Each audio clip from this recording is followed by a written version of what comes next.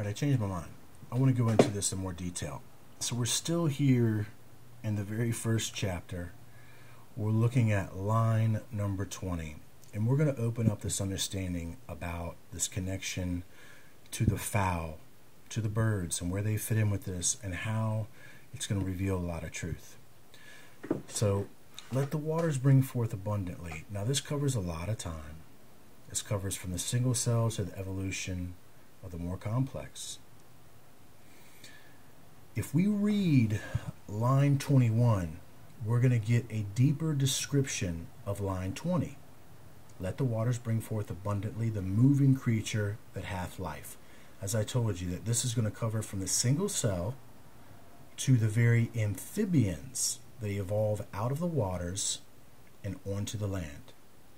These amphibians eventually evolve into the reptiles, i.e. the dinosaurs. Now, I'm going to cut to the chase here and tell you what the hoopla is about. The hoopla is that the Bible is telling you that birds have evolved from dinosaurs, that birds have evolved from reptiles. Now, they don't just say it outright, but what they do is they reveal a very unique sequential order of events.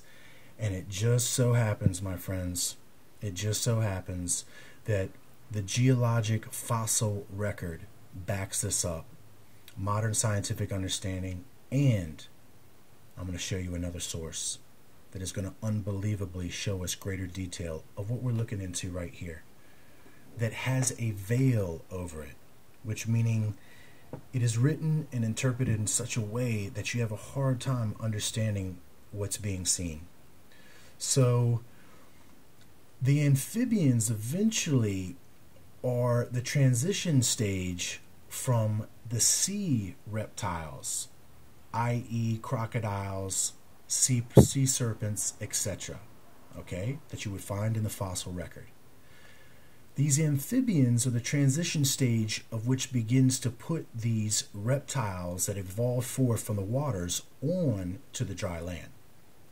And we see that the Bible conveniently records who comes next after this lineage of these moving creatures that have life, that has come forth abundantly from the waters. Now, if you check the fossil record, you're going to find out that it's amphibians that are before the dinosaurs themselves. We all learned this in preschool. Or not preschool, but elementary school. So then it says, after we have these moving creatures that have life, and this is the full fulfillment all the way to the dinosaurs, the reptiles themselves. Let's look at verse 21 for more clarification. Verse 21 is going to give us more detail of what verse 20 is telling us. It says, and God created great whales and every living creature that moveth, which the waters brought forth abundantly. See how I was telling you that it covers from the single-cell creatures to the very great creatures? It's covering all these creatures, every living creature that moveth, which brought forth the water. We know, as I've stated, that the amphibians are what has crawled on to the land, which has resulted in the formation of the land reptiles. These great whales, we know from the fossil record, they evolved from the great sea serpents of these different epochs and eras, and that we can see the transition stages of these animals as they are literally evolving from the fossil record from these great reptiles. So this is the stage of the beginning of the age of reptiles. And what we're going to see is that the Bible correctly records 2 separate times that the fowls follow directly after this creation. Okay? Not the mammals. Okay? Not anything else. But we're talking the fowl. I'll be back.